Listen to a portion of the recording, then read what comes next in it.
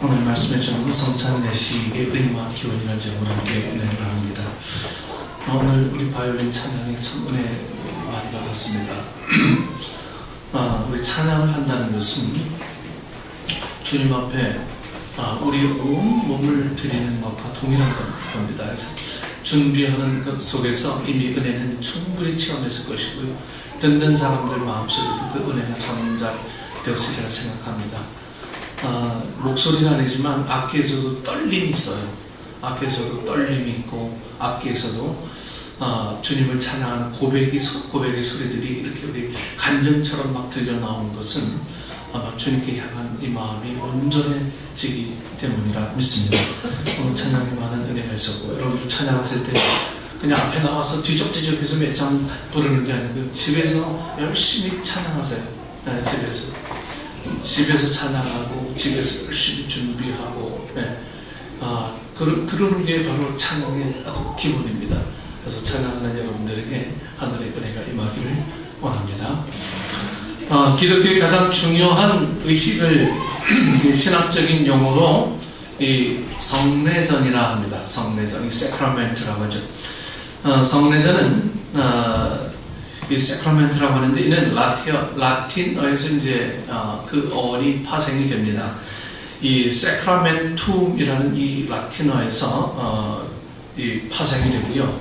그 뜻의 신학적이고 어떤 사전적인 의미는 내적이고도 정신적인 은혜의 외적이고도 가시적인 표시, 내적인 그 은혜를 외적으로 표시하는 것이 바로 이 성례전이다. 이렇게 성경과 사전적인 의미는 이렇게 정의하고 있습니다. 즉 하나님의 은혜가 인간에게 전달되는 이 중요한 수단들로서 좀 가시적이고 외적인 거룩한 의식들을 의미합니다. 하나님의 은혜는 특히 중요한 성례전을 통해서 인간에게 전달되기 때문에, 그러니 성례전은 기독교에서 매우 중요한 예식이고 중요한 은혜의 수단입니다. 그래서 이 성례전을 대할 때마다 성례전은 이 세례와 성찬식을 성례전이라고 해요. 세례와 성찬.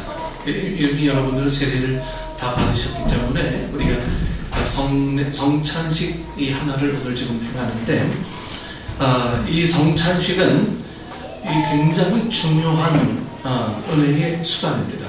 그래서 이 성찬을 대할 때마다 여러분들이 어떤 자세로 성찬을 대하느냐에 따라서 이 은혜는 여러분들에게 충만하게 자리 잡으리라 믿습니다.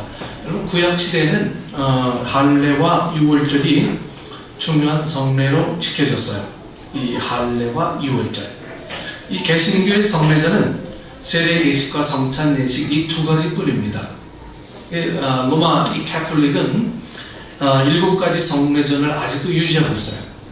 우리 개신교에서는, 이 프로테스탄트에서는 2가지만을 성례전으로, 세례와 성찬을 성례전으로만 규정하고 있는데, 이 로마 가톨릭이 7가지를 규정하고 있습니다. 즉 이 세례 예식, 견신 예식, 성체 예식, 고회 예식, 종료 예식, 신품 예식, 그리고 혼인 예식, 이것을 성례전으로 로마 가톨릭에서는 정하고 있습니다. 개신교의 성찬 예식을 말하며 이 성체 예식이라는 것은 이 개신교의 성찬식이에요. 그리고 종료 예식은 병든 자가 이제 임종할 때 기름을 붓는 임종 예식을 종료 예식이라고 얘기하고요. 신품 예식은 이 성직자들, 이제 사제가 되는 사람들에게 베푸는 안수 예식을 신품 예식이라고 합니다. 여러 가지 7가지를 규정하고 있어요. 이 개신교가 세례와 성만찬 2가지만을 성례전으로 정하고 지키는 것은 이 2가지 의식만이 예수님에 의해서 친히 제정되고 제자들과 함께 지켜지고 전하도록 명령을 받은 예식이기 때문입니다. 다른 예식은 예수님이 직접 한 게 아니에요. 오직 예수님만이 친히 이 세례와 성찬식만을 규정을 해 놓으셨죠. 특히 성찬식은 예수님께서 지상에 계시던 마지막 목요일 밤에 제자들과 함께 이 최후의 만찬이라 하는 유월절 식사를 하신 후 당신의 죽으심을 기억하고 기념하도록 하기 위해서 이 떡과 잔을 나눠주시며 제정하신 의식으로 매우 중요한 예식입니다. 우리는 이 성찬에 참여함으로 다음과 같은 의미와 진리를 깨닫고 체험하며 우리가 전해야 할 것입니다. 그래서 성찬식을 대할 때 여러분들이 먹고 마시는 것 이것 외에 의미가 아무것도 없다라고 생각하시면 여러분이 성찬식을 대하는 여러분들에게는 그냥 떡과 포도주예요. 떡과 포도주는 우리의 육적인 것을 살찌우는 도구밖에 되지 않습니다. 하지만 이 성찬식을 행하면서 주님께서 내 속에 들어와서 내 삶을 뒤바꿔 놓는 은혜의 장을 우리가 고백하게 된다면 처음 성찬식이 베풀어졌던 주님이 이 처음 성찬식의 자리에 우리도 그 주인공이 되어줄 수가 있다라고 하는 것입니다. 우리가 몇 가지를 생각해 봅니다. 첫 번째로 이 성찬식은 예수님의 죽으심을 기념하는 성만찬입니다. 예수님의 죽으심을 기억하는 성만찬. 23절 24절에 내가 너희에게 전한 것은 주께 받은 것이니 곧 주 예수께서 잡히시던 밤에 떡을 가지사 축사하시고 떼어 이르시되 이것은 너희를 위하는 내 몸이니 이것을 행하여 나를 기념하라 하시고. 성찬식은 예수님의 죽으심을 기억하고 기념하는 의식입니다. 예수님께서 유월절 식사 후에 친히 떡을 가지고 축복 기도하시고 떼어 제자들에게 주시면서 이르시되 이것은 너희를 위하는 내 몸이니 이를 행하여 나를 기념하라 하시고, 또한 포도주 잔을 가지고 감사기도를 하신 후에 제자들에게 주시며 이르시되 너희가 다 이것을 마시라. 이것은 죄의 사함을 얻게 하려고 많은 사람을 위하여 흘리는 바 나의 피 곧 언약의 피니라. 이렇게 말씀하시고 이것을 행하여 나를 기념하라 이런 명하셨어요. 여러분, 나를 기념하라 라고 하는 것은 평생토록 내가 살았던 그 모든 일들을 너희 삶 속에서 결코 지워버리지 말아라, 이 얘기죠. 오늘 여러분들이 예수님의 삶을 쫓기 위해서 고민하고 염려하며 늘 이 예배에 참여하고 있습니다. 그런데 정작 예수님을 기억하지 않고 예수님의 삶을 우리가 기억하지 않은 채 은혜만을 받으려고 하는 우리 모습들 속에서 여러분, 예수님을 기억하지 않는 은혜가 과연 우리에게 정말 은혜이냐 하는 거예요. 예수님이 주신 그 삶을 우리가 기억하지 않고 예수님께서 보여주신 그 사랑의 은혜를 우리가 우리 몸속에서 기억하지 않고 은혜만을 추구하는, 복만을 추구하는 것이 정말 믿음 생활이냐 하는 거예요. 그래서 전제되어지는 것은 예수님을 먼저 기억을 하는 겁니다. 여러분, 운동선수들이요, 운동을 막 하잖아요. 근데 이 반사신경이라는 게 우리보다 훨씬 더 빠르죠. 네. 우리가 대처하는 능력보다 운동하는 사람들은 반사신경이 되게 빨라요. 이것은 뭐냐면요, 우리의 눈으로 보고 뇌로 읽고 저기서 주먹이 온다, 막아라, 이렇게 하는 사람, 이렇게 할 때 반응하는 속도가 운동하는 사람들이 훨씬 더 빠르다는 거예요. 그것은 어떤 보고 느끼고 반응하는 그 속도는 몸이 더 빨리 안 돼요. 몸이 자동적으로 안 돼요. 네, 그래서 여러분, 신앙이 체질화되지 않으면 알고는 있는데, 느끼고는 있는데 몸이 안 나가는 거예요. 알고는 있고 느끼고는 있는데 이성적으로는 아는데 내 삶이 그냥 가까이 다가가질 않아요. 그래서 이 신앙이 체질화되지 않았어요. 여러분, 성경 읽는 게 힘들죠. 그렇죠? 성경 읽는 게 힘들지만 이게 체질화되면 성경을 읽지 않고는 궁금해서 견딜 수 없는 마음이 된다라고 하는 거죠. 그래서 신앙을 체질화하는 그런 마음들이 우리 삶 속에 들어오는 것은 유일하게 이 성만찬 예식 속에서 그 은혜를 더욱 깊이 누릴 수 있다라고 하는 것입니다. 여러분, 나는 아는데 성경을 많이 아는데 여러분 알면 뭐합니까? 행해야죠. 알면 뭐합니까?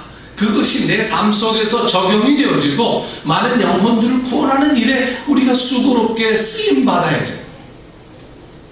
우리 이 자리에 앉아있으면 뭐하겠습니까? 성령님께서 기뻐하시는 하늘의 제자들이 되어야 되죠. 주님께서는 그러하기 위해서 나를 기억하라 말씀하신 거죠. 그냥 나를 기억해서 도대체 뭐하지?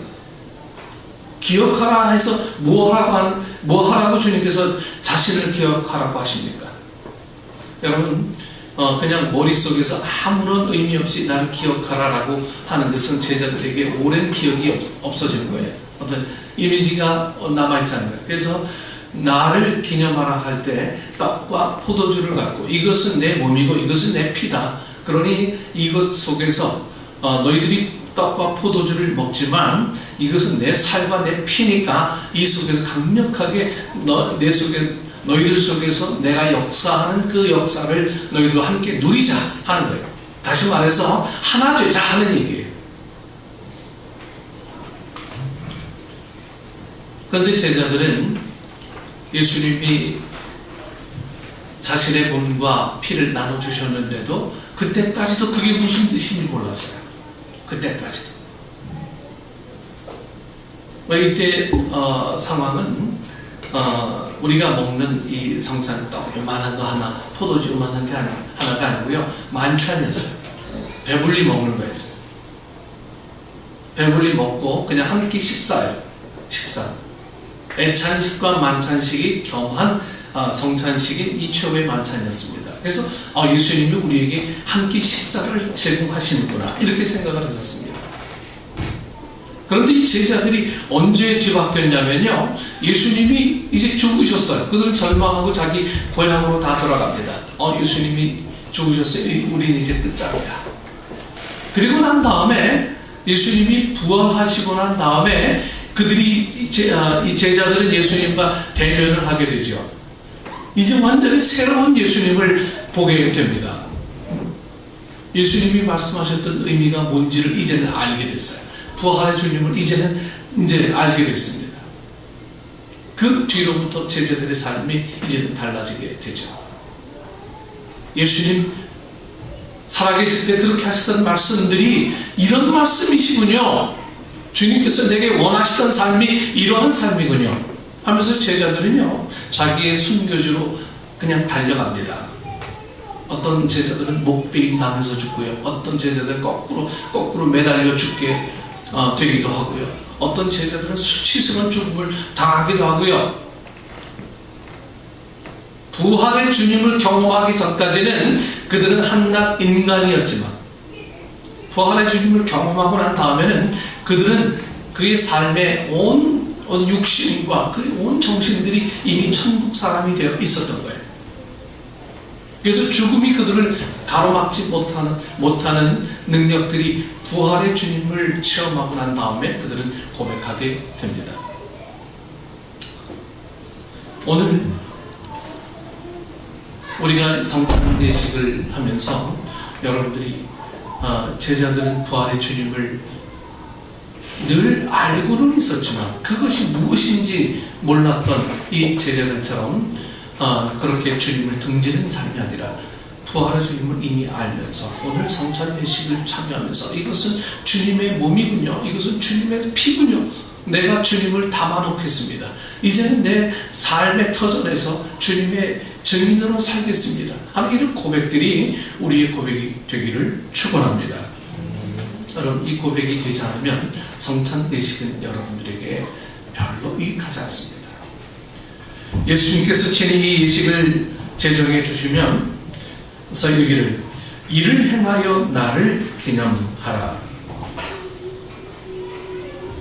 이를 행하여 나를 기념하라.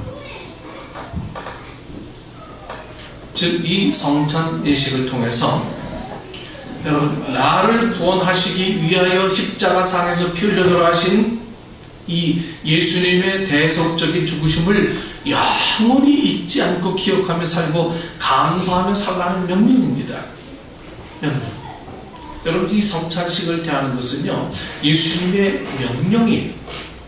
예수님 명령. 우리 모두 나를 대신하여 나의 죄와 가난과 질병과 영원한 저주를 대신 짊어지고 십자가 상에서 죽으신 예수님의 희생과 죽음을 늘 기억하며 감사하며 헌신하여 살도록 할 수 있는 우리 성도님 되기를 원합니다. 그래서 주님의 가신 길을 따라가는 거예요. 주님의 가신 길을. 히브리서 기자는 이르기를 12장 2절 말씀에 우리가 이같이 큰 구원을 등한히 여기면 어찌 그 보응을 피하리요 하고 또한 이르기를 믿음의 주여도 온전하게 하시는 이인 예수를 바라보자, 이렇게 가르쳐주고 있습니다. 성찬식은 이 과거의 십자가를 오늘의 십자가로, 아니 나의 십자가로, 구원의 십자가로 기억하게 하고 새롭게 되새기도록 하며 그 은혜를 감사하며 헌신하도록 하는 의식입니다. 두 번째로 예수님의 임재를 경험하는 성만찬입니다. 예수님의 임재를 경험하는 성만찬. 네. 성찬식은 성찬식을 통하여 임재하시는 예수님을 여러분 나의 이 온 마음으로 만남을 체험하는 의식이에요. 여러분, 이 떡과 잔이 내 속에 들어와요. 그러면 이 내 속에 들어오면서 나와 온전히 이제 만나지는 의식입니다. 이 만나지는 것은 예수님께서 기념을 하셨으니까 예수님의 이 삶이 내 안에 들어오게 되는 거예요. 네.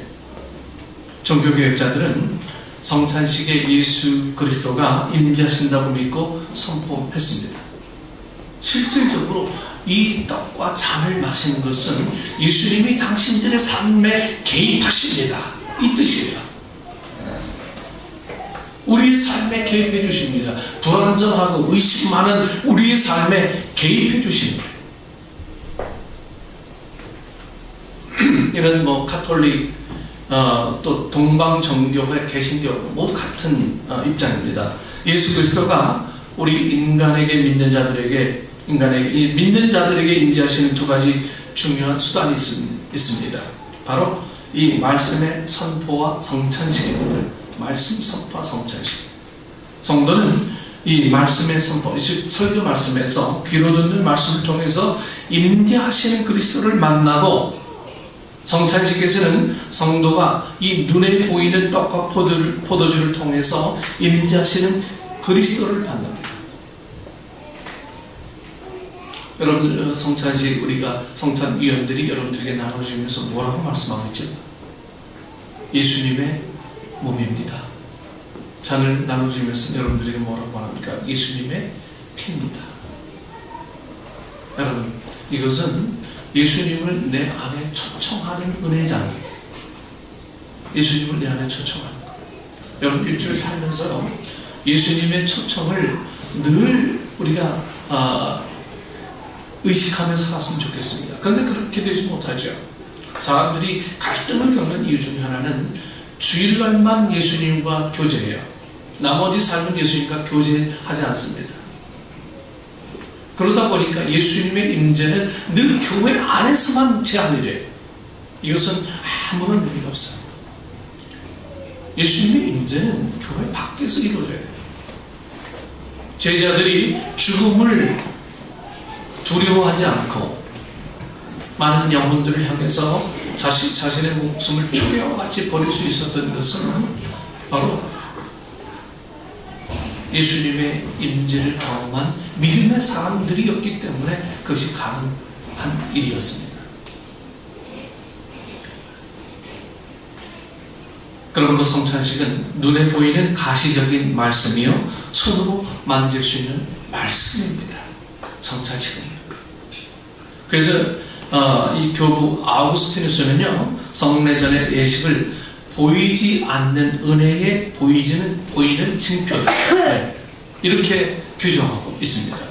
그러므로 성찬은 단순한 그리스도의 죽으심을 의미하는 상징적인 의식만이 아니고 그리스도의 임재를 나타내고 체험하는 의식입니다. 즉 다시 말해서 예수님을 만나는 그런 의식이에요. 예수님을 만나는 의식. 우리는 성찬식을 통해서 예수님을 만나며 그리스도와 연합되고 하나가 되어야 합니다. 하나가 되고. 우리 믿는 사람들은 우리의 전 실존으로 성찬에 임해서 성찬에 임하신 그리스도를 만나게 됩니다. 예수님을 만나야 여러분 뭐 삶의 변화가 일어나든지, 예수님을 만나야 어떤 도전을 받든지 결단을 하든지, 아니면 뭔가 새로운 삶을 살겠다고 고백을 하든지 자백을 하든지 뭔가 이루어질 텐데 늘 적당한 거리에 둬요. 예수님 거예요. 당신은 거기에 계셔서 복만 내려주십시오. 나는 여기서 잘 살겠습니다.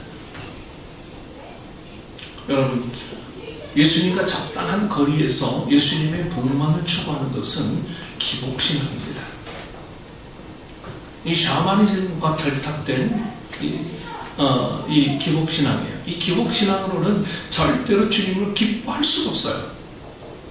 그래서 초대교회에 이단이 많이 나온 이유 중에 하나가 이 성찬 예식에 대한 규정을 잘못 이해해서 이 이단들이 많이 나오게 되죠. 고린도 교회도 이 성찬식 때문에 오는 문제들이 굉장히 많이 파생이 되어서 고린도 교회가 분파로 막 나눠지게 되죠. 성찬은 바로 그런 겁니다. 주님을 만나는 거예요. 예? 예수님을 만나는 거예요. 예수님을 만나는 것이 오늘 우리 인생에 있어서 제일 중요한 신앙의 전환점이라고 하는 거예요. 여러분, 예수님 만나지 못하고 예수님 체험하지 못하고 믿음 생활하면 그냥 지식은 쌓일지 모르지만 예수님의 역사는 내 안에서 전무하게 됩니다. 성도들은 성찬식에 참여함으로 자기 자신의 운명을 그리스도의 운명에 이제 붙들어 매게 되는 거예요. 내 운명을. 성경은 성찬식에 참여하는 성도들이 성찬식에 임재하신 그리스도를 만나기 위하여 자기 자신을 살피고 죄를 회개하며 준비하여 참여할 것을 늘 전에 명하고 있습니다. 그러면 오늘날 성찬 예식에 참여한 성도들은 여러분 다음 이 네 가지를 준비해야 할 것입니다. 첫 번째로 기도로 준비하며 특히 죄를 회개해야 합니다. 기도로 준비하며 죄를 회개해야 돼요. 요즘 생명의산 공부하고 있는데 이 죄에 대한 기준을 여기 거의 다 생명의산 들으셨죠? 여러분, 성경이 규정하는 죄가 뭡니까? 내가 하나님 되려고 하는 거예요. 여러분, 이걸 회개하는 거예요. 내가 하나님 되려고 하는 거예요. 내가 내 삶을 규정하고 하나님께서 주신 은혜를 멀리하는 것, 즉 내가 하나님 되는 것, 이게 죄입니다. 이걸 회개하셔야 돼요. 네. 두 번째로 매일매일 말씀을 읽고 묵상해야 합니다. 여러분, 매일매일 말씀 읽고 묵상해야 돼요.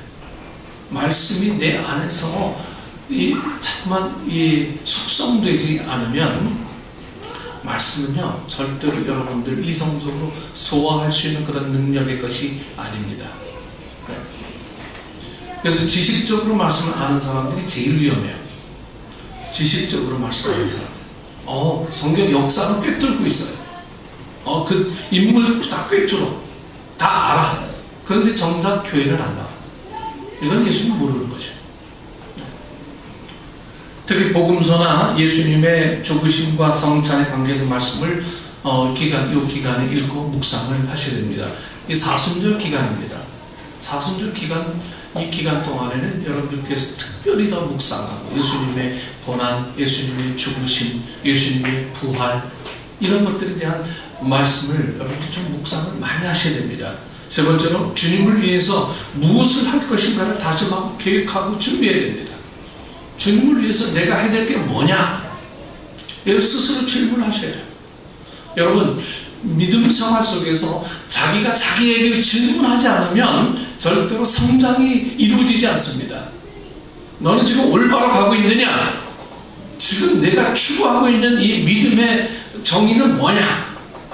나는 어디서부터 왔으며 어디로 가야 되느냐? 스스로에게 이런 질문들이 물어지지 않으면 예수님을 안 찾게 되거든요. 그래서 스스로에게 자꾸 질문하세요. 나는 누구냐? 네 번째로 하나님께 감사의 예물을 준비해서 드릴 수 있기를 원합니다. 성찬은 그리스도를 만나는 중요한 은혜의 수단이요 축복의 통로입니다. 네. 우리 모두 준비해서 성찬식에 참여하고 그곳에 임재하시는 예수님을 만나도록 하기를 원합니다. 세 번째로, 이 성찬식은 예수님의 죽으심을 전하는 성찬식입니다. 예수님의 죽으심을. 성찬식은 예수님의 죽음을 전하는 의식이죠. 우리는 설교를 통해서 예수님의 죽으심을 전할 수 있고, 또한 성찬식을 통해서 예수님의 죽으심을 전할 수가 있습니다.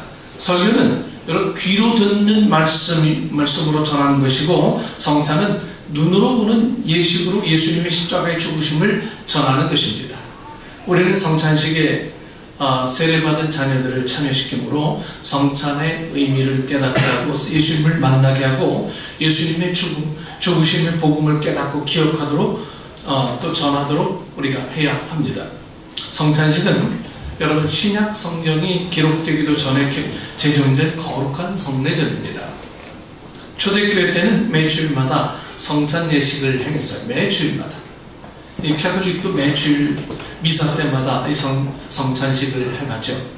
그러나 오늘 개신교에서는 이 거룩한 예식을 저희 교회에서는 한 달에 한 번, 아니면 어떤 교회에서는 1년에 정해진 날 몇 번 이렇게 국한해서 예식을 합니다. 그것도 성만찬의 의미와 진리도 모르고 형식적으로 또 가볍게 지나가는 의식으로 행해지고 있습니다. 고린도 교회는 성찬식을 가볍게 여기고 아무런 준비 없이 그냥 함부로 참여하다가 예수님을 십자가에 다시 못 박는 것과 같은 죄를 지음으로써 병든 자들이 많고 이미 죽은 자들이 많다고 성경은 그렇게 기록하고 있습니다.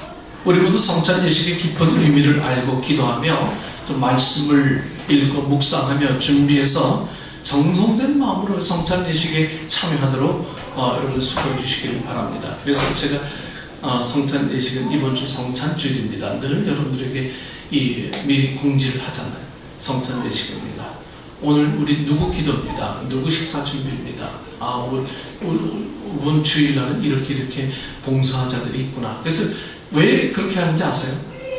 이분들을 위해서 기도하라고요. 그냥 알고만 있지 말고 이분들을 위해서 기도하라고요. 섬기는 분들을 위해서 기도하고, 말씀 전하는 사람들을 위해서 기도하고요. 묵상하고. 오늘 성찬주일이니까 그럼 나는 뭘 해야 되느냐? 준비하라고 자꾸 공지하는 거예요. 기억하라고요. 여러분, 나이가 들면서 점점 우리 기억력은 쇠퇴되죠 가요. 여러분, 기억력 너무 의지하지 마세요. 네, 뒤돌아서면 잊어버려요. 여러분, 부엌에 가서 우유 먹고 오겠다 하고 있는데 우유는 식탁 위에 내려놓고 그냥 와요. 뭐 먹겠다 하고 갔는데 내가 뭘 먹어야지 그것도 기억 못해요. 잠시 잠깐입니다. 예. 1층에 내려갔는데 내가 왜 내려왔지? 그것도 기억 못해요. 예. 그 다시 한참 올라가서 뭘 기억, 내가 뭐 하려고 여기 왔지? 우리 기억 너무 의지하지 마세요.